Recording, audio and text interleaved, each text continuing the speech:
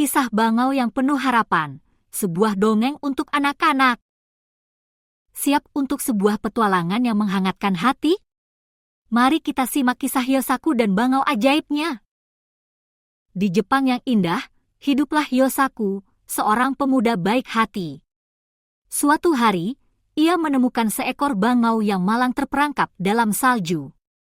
Dengan penuh kasih, Yosaku membebaskannya. Bangau itu terbang tinggi, seolah mengucapkan terima kasih. Malam itu, seorang gadis cantik muncul di depan pintu Yosaku. Ia tersesat karena badai salju. Yosaku, meski miskin, dengan senang hati menawarkannya tempat berteduh. Gadis itu ternyata sangat terampil. Ia membersihkan rumah dan memasak makanan lezat. Yosaku terheran-heran dengan kebaikan hatinya.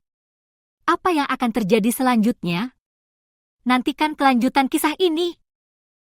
Kisah ini mengajarkan kita tentang pentingnya menolong sesama, bahkan kepada hewan sekalipun.